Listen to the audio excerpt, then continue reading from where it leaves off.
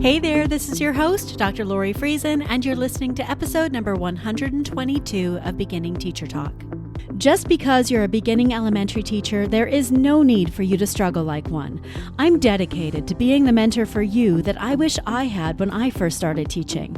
In this podcast, we talk about all of the behind-the-scenes stuff about teaching you really need to know, but didn't learn when you were in university. And we share the most amazing resources, tips, and strategies out there so you can become the teacher you've always dreamed of being. Let's start the show.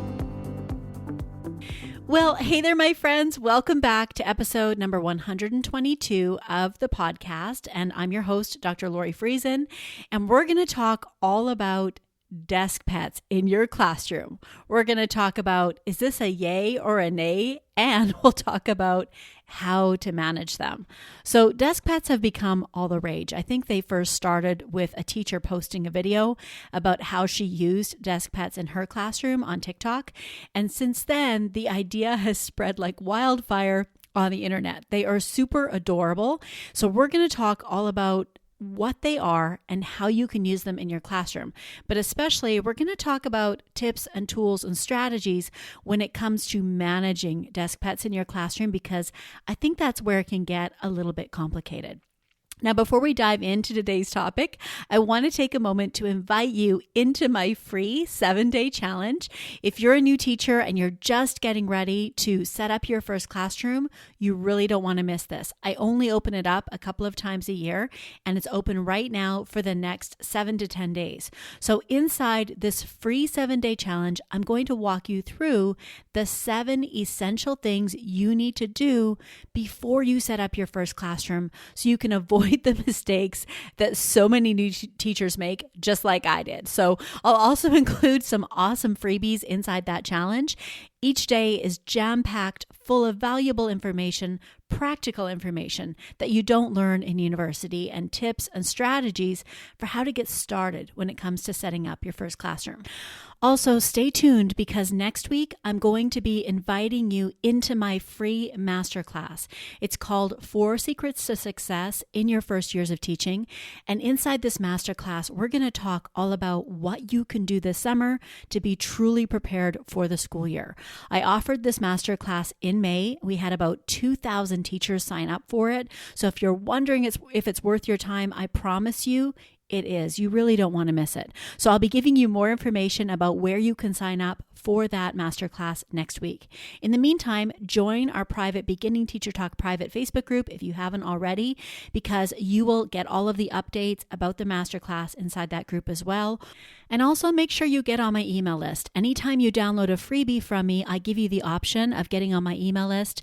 And when you're on my list, you get all of the notifications and updates right away, first before everybody else. So make sure you're on my list. All right, my friends, let's dive in and talk all about desk pets and how you can use them inside your classroom. So first of all, what are desk pets? Well, if you haven't heard of these before, it's basically a clever name for those little animal erasers that you typically get at the dollar store or in Target's dollar spot. That's like a gold mine for these. And you typically can get them for pretty much every occasion. They have special erasers that come out for Halloween, for Christmas, for Valentine's Day, for spring, you name it. And you can also get them on Amazon. They have some amazing bundles there. So I'll link to some great examples in the show notes if you want to check them out. But really great kind of starter packs for desk pet erasers. You can also get little homes for your students' desks by purchasing, they're like just small plastic containers. But if you decide to get little homes for them, be sure to get the ones with a lid so kids don't lose their desk pets when they get knocked over or if they end up on the floor.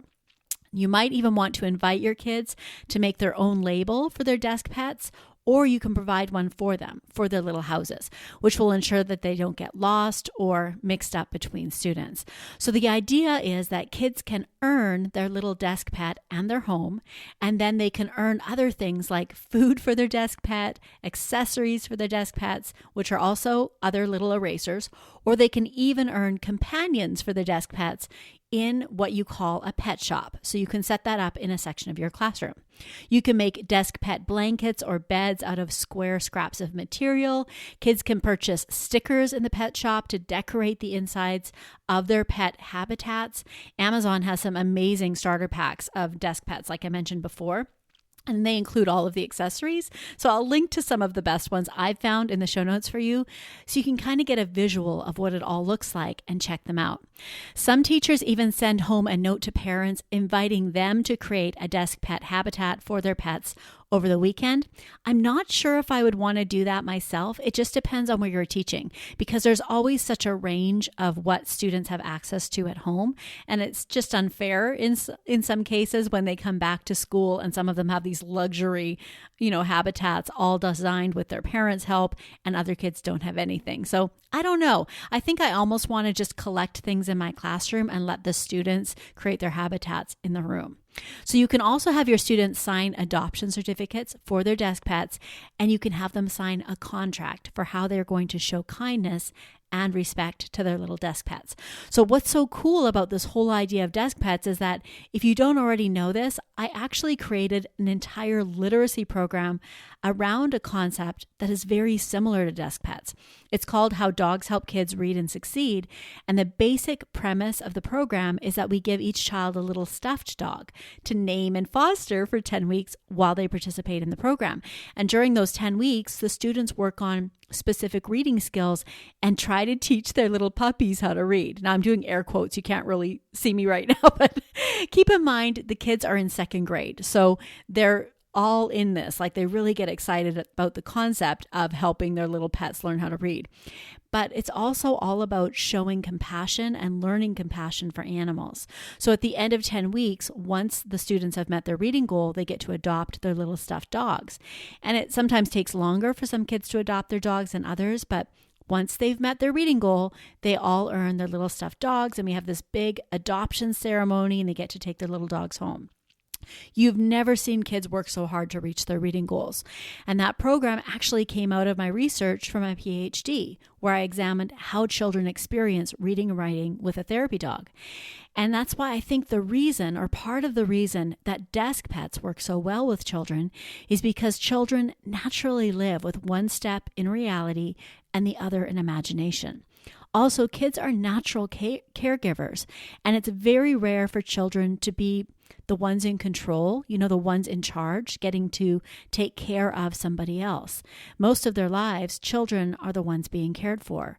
So I think part of the reason that children love this idea of desk pets so much is that they're the ones who get to take care of somebody or something else. Children are also natural collectors, so they love to collect things and make little things. They like to play, right?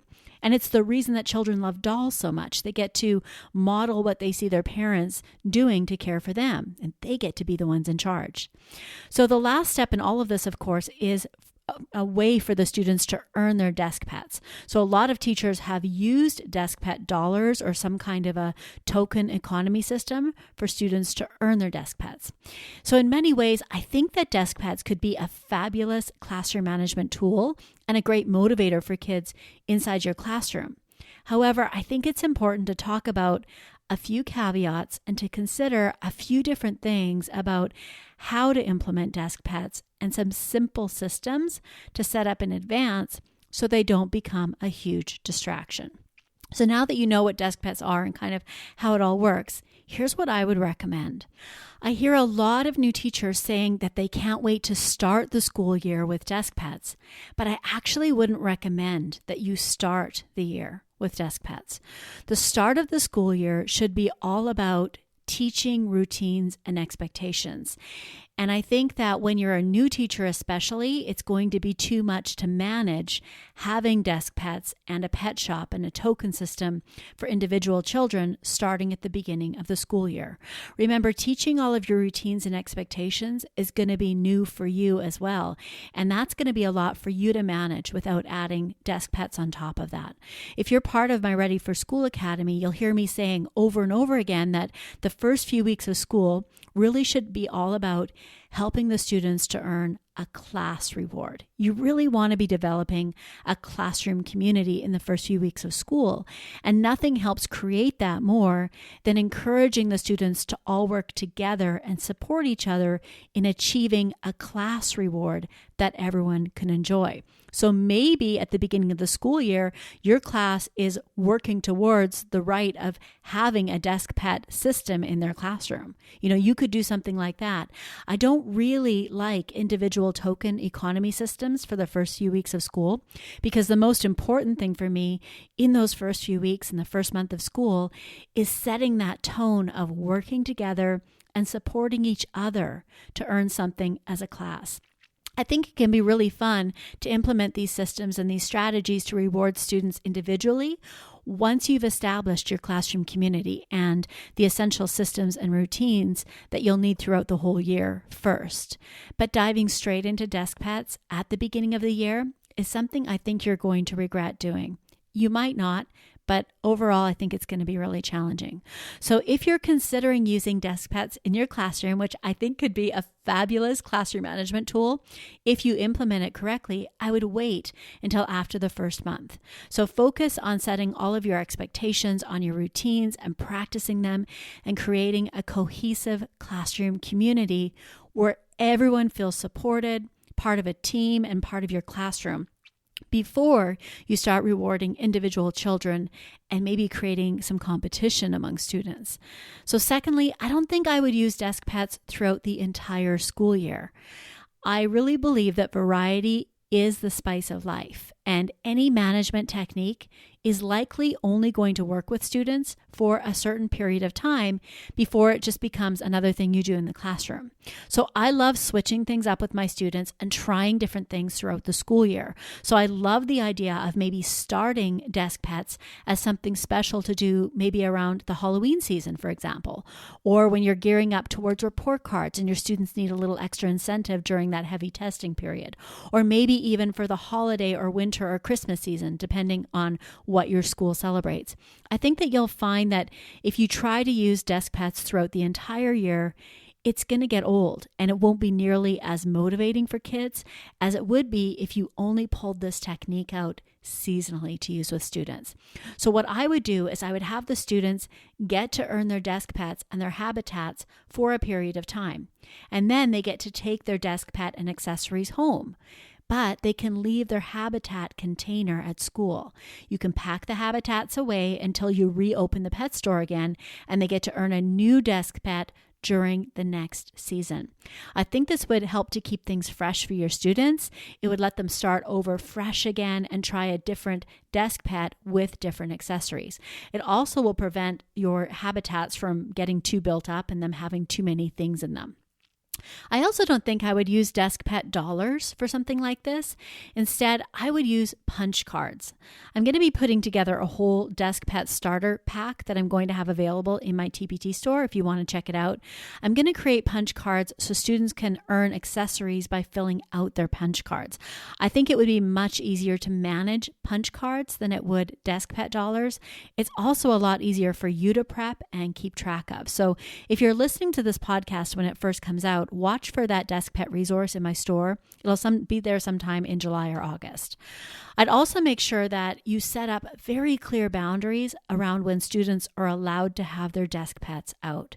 So if it were my classroom, I would probably only allow desk pets to be out when students are working independently at their desks, and only if they didn't distract them from their work. So one of the very cute strategies I've seen teachers use is to have a desk pet daycare. So if students do become too distracted by their desk pets throughout the day, or if they aren't treating their desk pets with kindness and respect, or if desk pets are found on the floor, they can go to the desk pet daycare for the rest of the day. And what I love about this is it's just a natural consequence. It's very simple to enforce, and it means that students have a fresh start every single day, and they'll likely take better care of their desk pets as a result moving forward. So I'd also encourage you to have students create and sign a contract with you before they earn their desk pets so that everybody is super clear about what the rules and expectations are around having desk pets in the classroom. Now, the other part of managing desk pets in your classroom is going to be tied to the amount of time it could take for students to purchase accessories in the pet store. You're going to have those students who want to linger and spend a lot of time there. So you might want to limit the amount of time that students have to spend in the pet store and perhaps only allow pet store purchases to be made on Fridays. I think it might be fun to have the pet store available for viewing when students have free time so they can check it out whenever they're finished the regular work and start planning on what they want to earn, but only be allowed to make a purchase at a specific time.